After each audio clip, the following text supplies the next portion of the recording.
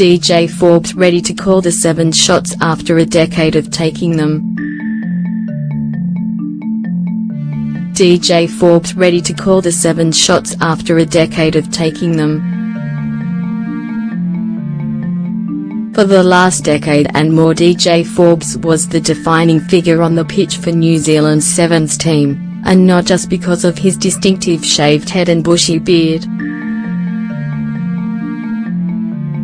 A colossus as a leader, the forward made his international debut on the circuit back in 2006 and won legions of admirers for his bustling physicality and determined attitude, which elevated those around him. In September, at the conclusion of last season's World Rugby Sevens series, his 11th Forbes scored time on his glittering career. He bowed out after a record 89 World Series competitions, having played 512 games, scored 153 tries, 11th place in the all-time list, and chalked up 26 tournament victories. In addition, he skippered his country to glory at a Commonwealth Games in 2010 and, 3 years later, the World Cup. Spare a thought, then, for the 35-year-old this weekend, when for the first time in a dozen years he will not be on the pitch at the New Zealand Sevens.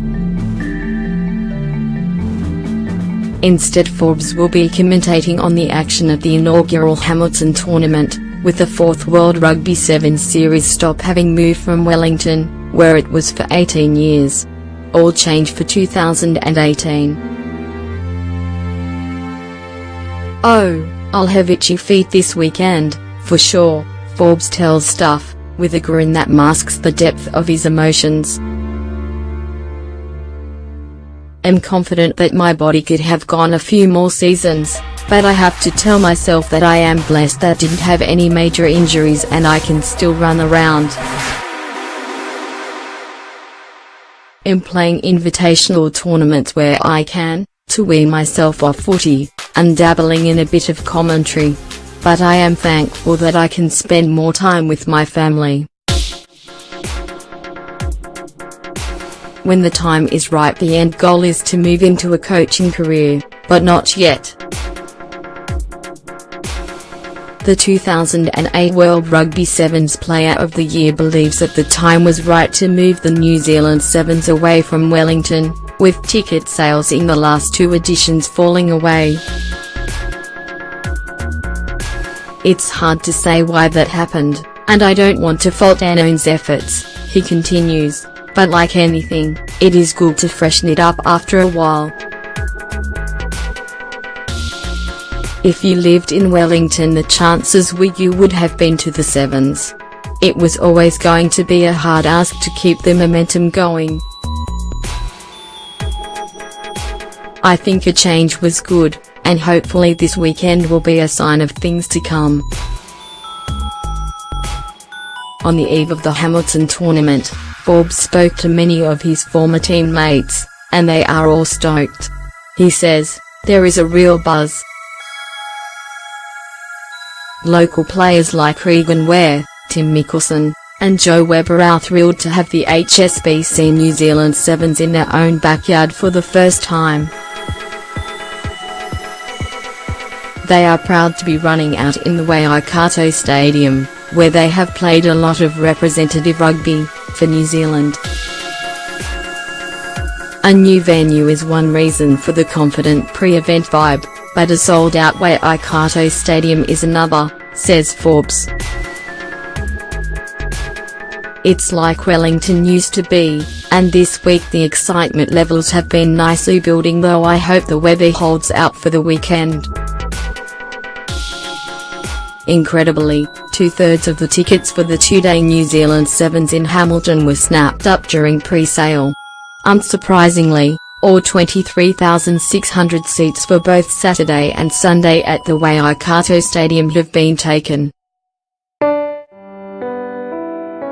Forbes is more encouraged because some 40% of ticket sales have come from outside Hamilton.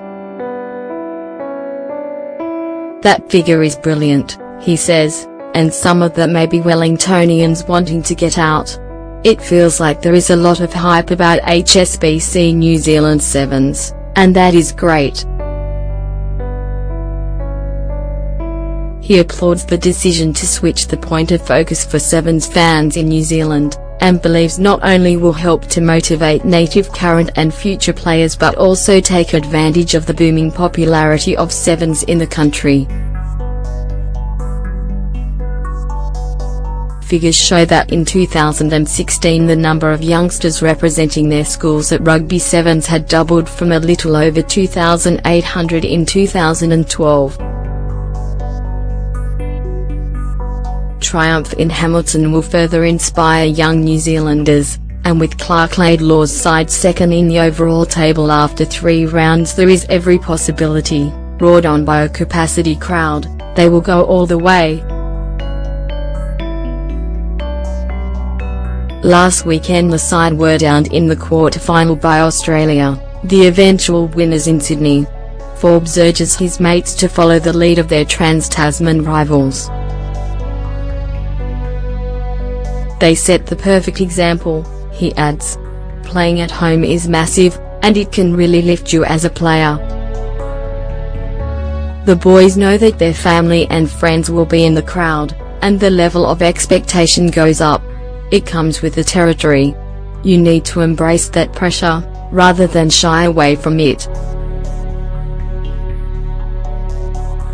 The team should thrive on it this weekend, because it's going to be full house, and that home support will definitely give the players an extra push in the dying moments."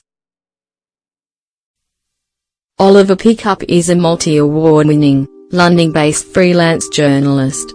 Aside from specialising in rugby union, he writes about technology, culture and business for the British national papers. He can be discovered on Twitter at @OliverPickup.